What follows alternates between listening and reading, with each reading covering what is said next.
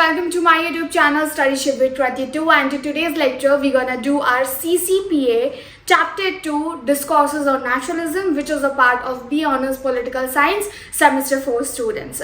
So I'm supposed to update the video soon, but in fact before 5th of May I'm guessing that you will get all the core papers videos. So let's see if we can deliver this or not. However, CCPA तो आपका complete हो जाएगा, जो comparative politics analysis वाला paper है.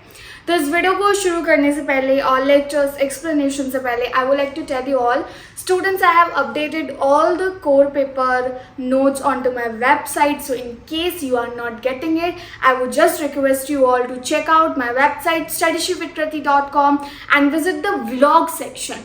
That would be better. In fact, अगर आप लोग सब्सक्राइब कर सकते हैं vlog, so that आपको जब भी कोई vlog update होगा notification मिल जाएगा. Also, I am starting my semester 5 batches from the end of May or most probably in mid of June. So if you want to register, please inquire onto my WhatsApp number. In fact, there is current batch going on for semester 4 as well. तो उसका भी registration अभी हो सकता है. And here, let's get started with this one.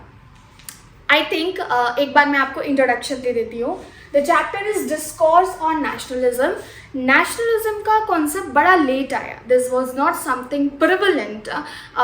We can just say during 17th century. It actually became quite prevalent during 18th century when all the nations were fighting against the imperialism, or when they started कि अभी colonialism है and this is just giving us the negative impact. Okay. And most importantly nationalism आज हम as a ideology पढ़ते हैं, तो as ideology nationalism was not even a thing. ये बहुत ही टाइम बाद जो है वो कॉन्सेप्ट इमर्ज हुआ. आपके चैप्टर में हमने मेनली 3 केसेस लिए हैं, क्योंकि ये दोनों ही 3 कंट्रीज बोल सकते हैं हम या एरियाज बोल सकते हैं, डिफाइन करते हैं different kind of socio economic and cultural structure. This is why. अब चैप्टर 1 तो हमने कर लिया था, तो इसमें हमें फोकस करना है चाइना पे, इंडिया पे एंड अफ्रीका पे. इंडिया वाला केस आपके लिए इजी होने वाला है, so was for China as well. Only the different part would be Africa, because मुझे जहाँ तक लगता है कि आपने अभी तक सेमेस्टर 4 में कहीं पर भी अफ्रीका का जिक्र ऐसा हुआ नहीं है, तो शायद आपके लिए थोड़ा सा नया हो सकता है. अब देखते हैं 18th सेंचुरी के टाइम पे जो कॉन्सेप्ट है nationalism as a ideology emerge हुआ, also as a movement emerge हुआ. We can also say one thing, इसमें सबसे बड़ा कॉन्ट्रीब्यूशन अगर किसी को जाता है तो वो है कांट. कांट उस वक्त इनके आइडियाज़ जो हैं काफ़ी ज़्यादा फैल रहे थे और इन्फ्लुएंस कर रहे थे लोगों को, तो जो थर्ड वर्ल्ड कंट्रीज़ हैं वहाँ तक भी आइडियाज़ पहुँचे, और थर्ड वर्ल्ड कंट्रीज़ के जो अपने थिंकर्स थे, फिलोसफर्स थे, they were also developing this particular concept. So debates on nationalism, अगर हम बात करें कि what's one definition of a nationalism, it's actually possible नहीं है एक पर्टिकुलर डेफिनेशन देना, बिकॉज सबके हिसाब से नेशनलिज्म अलग है. किसी के नेशनलिज्म में एक्सट्रीमिज्म है, किसी के में लिबरलिज्म है, तो एक पर्टिकुलर डेफिनेशन निकालना मुश्किल है. However there is one of the rough definition that I came through. Many believe to say, or many just define nationalism as foreign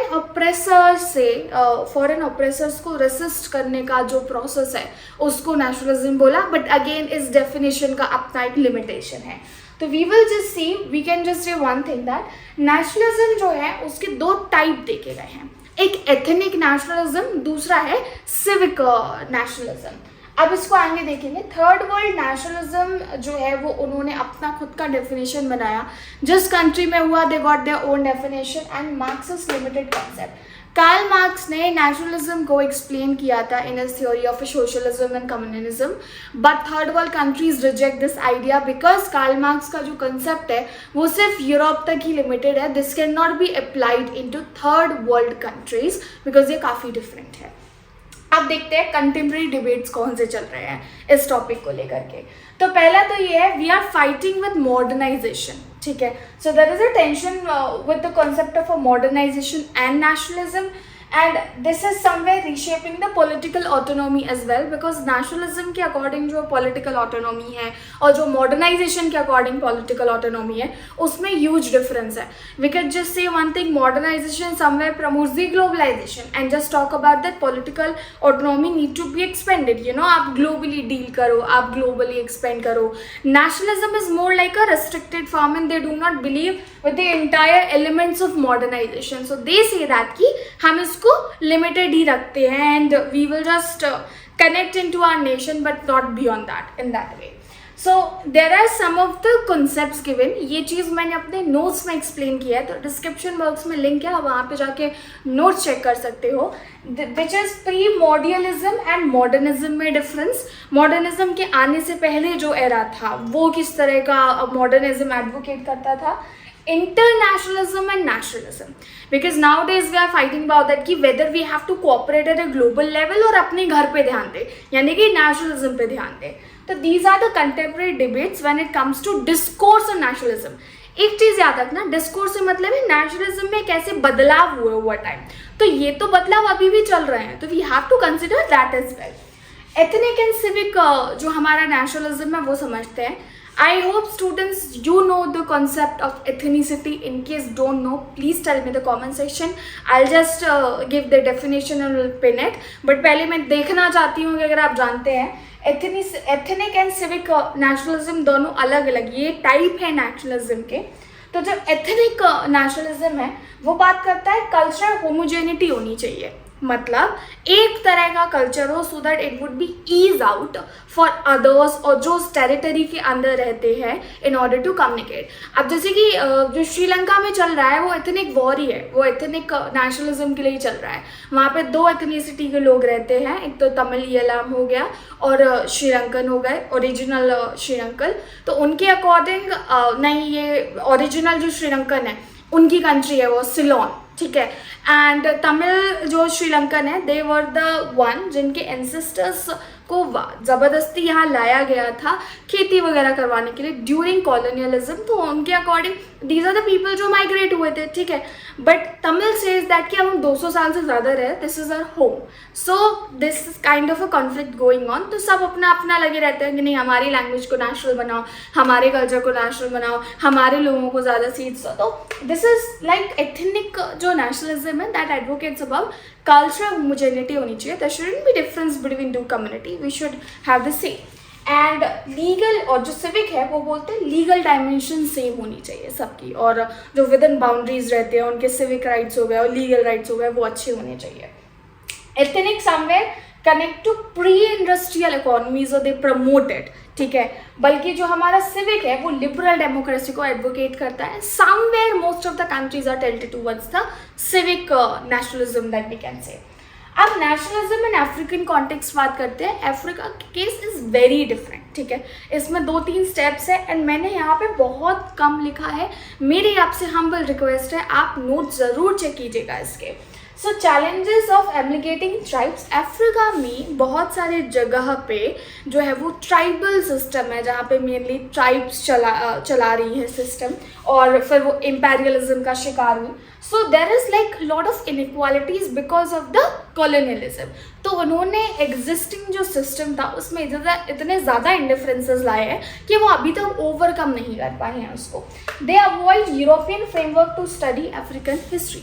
अगर किसी को अफ्रीकन हिस्ट्री जाननी है और ये देखना है कि लोग कैसे थे, far better not to look through the lens of European colonialists, we can just say, or historians, because somewhere they advocate their own philosophy or the kind of a system which won't apply to these people. तो इनके according अगर इनका इतिहास जानना है तो इनके यहाँ के लोगों की बातें सुनो और वहाँ का जो इतिहास है वो चेक करो to know properly. अब Franz Fanon on nationalism, he is going to be very important, we can say one of the nationalist. इन्होंने ओवरकम किया था इम्पेरियलिज्म का इम्पैक्ट, इन्होंने एडवोकेट किया था वायलेंस. यस मतलब अगर हमको एम्पेरियलिज्म कॉलोनियलिज्म से छुटकारा पाना है, it's okay to go for this one. And most importantly, he was critique of bourgeois nationalism. देखो कार्ल मार्क्स की थ्योरी इतनी ज़्यादा फेमस है कि वो ऑलमोस्ट हर नेशन में एक बार अप्लाई करके तो देखी जाती है. कार्ल मार्क्स के अकॉर्डिंग जो सोसाइटी है वो दो ग्रुप में डिवाइडेड है, बॉर्जुआज एंड प्रोलेटेरिएट. बॉर्जुआज वो है जिनके पास मोड ऑफ प्रोडक्शन है, मतलब जिनके पास ऑलरेडी व्यवस्थाएं है, तो उन्होंने पैसा लगाया, फैक्ट्री सेटअप की, एंड प्रोलेटेरिएट को हायर किया. अब वो कंपनी बढ़ रही है या फैक्ट्री बढ़ रही है, प्रॉफिट जा रहा है, बॉर्जुआ की पॉकेट में जा रहा है, एंड प्रोलेटेरिएट उसी सैलरी पे सालों से काम कर रहा है. ये आप ये बोल सकते हैं कि कार्ल मार्क्स थे इंडस्ट्रियल रिवॉल्यूशन के टाइम के, और उनके टाइम पे आया, ठीक है, उनके आने के बाद. So most importantly is that he somewhere he got impacted and he saw the kind of a disturbance that was going on in Europe. But यहाँ पे कार्ल मार्क्स का जो थ्योरी है वो किसी भी नेशन में अप्लाई नहीं होता है, हालांकि जिक्र किया गया है. तो this is why he was a critic of bourgeois nationalism जो कार्ल मार्क्स ने बोला था, और ये वाला कॉन्सेप्ट यहाँ पे अप्लाई नहीं होता है बिकॉज इंडिया का जो बॉर्जुआ था और इंडिया का जो प्रोलेटेरिएट था that was much much different from the European countries.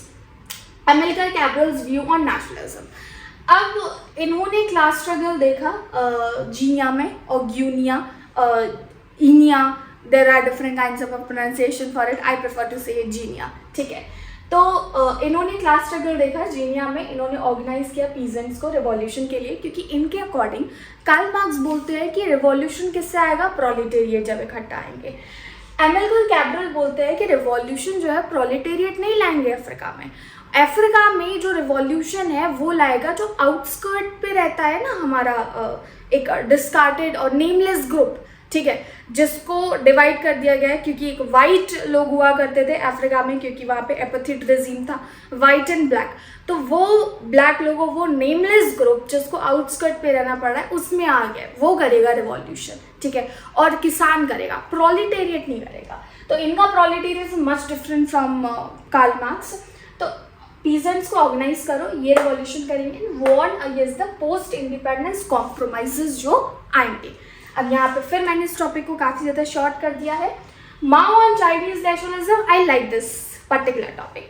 Why? Because Mao has been considered one of the crucial leader when it comes to unifying China's ideas or helping it to overcome, during its 19th or 20th century challenges. तो ये pivotal है क्योंकि इन्होंने imperialism को overthrow किया था, China को unify किया था. ये भी कार्ल मार्क्स वाला थ्योरी लेके आए थे, but again not that ideal for China because Mao के according China is much different in comparison to any other third world countries which were involve.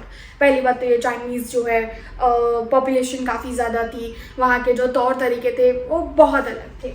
So he collaborated with national bourgeois during liberation. तो इनको जब China को आज़ादी दिलानी थी, ठीक है, और चाइना को यूनिफाई करना था, basically bourgeois is considered the villain of any society. इतना तो हम समझ गए हैं, मतलब बिजनेस टाइकून, ठीक है. जामनगर की शादी सबने देखी होगी, why I am telling you.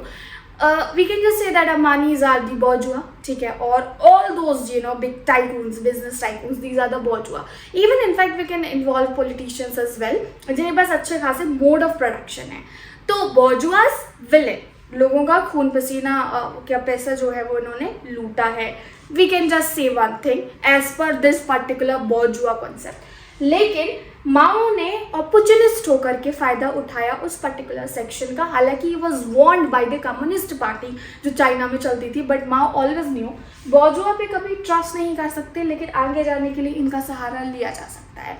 तो ही टुक इट, ठीक है. However during the entire liberation period he was quite careful because ये लोग सिर्फ जो है फ़ायदे की तरफ होते हैं, इनका कोई साइड नहीं होता. अब Gandhi on Indian nationalism.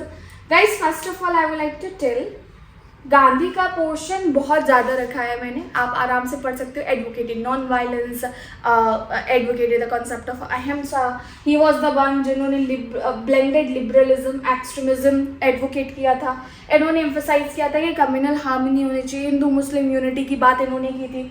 He came up with the concept of a non violence, inclusivity, किसानों को आगे लाओ, लेबर को आगे लाओ, स्टूडेंट्स को लाओ, सबको लाओ, तब जाकर कर तो हमारा नेशनलिज्म आएगा. And he advocated global cooperation beyond nations' border because at the end it's about the struggle and all those who relate to our core values should come together and fight for us.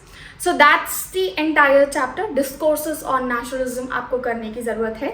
Notes में अगर आपको लगता है this is going to be way too short, तो I have already added enough. And ये कोई बहुत ज़्यादा parts में नहीं है. This is the only lecture that you need to do for your chapter 2. Bye bye for now. मिलेंगे हमारे next video में. In case of any doubt, please do reach out to me onto my Instagram or maybe on WhatsApp. We are going to start our crash courses for 5th semester in mid of June, तो आप लोग register कर सकते हैं. Beside this semester 4 का तो चल ही रहा है, तो रिविजन पीरियड के दौरान आप उसको ज्वाइन कर सकते हैं. It's a paid course, so enquire about the fee on to the given WhatsApp number. Bye bye for now. मिलेंगे हमारे नेक्स्ट वीडियो में.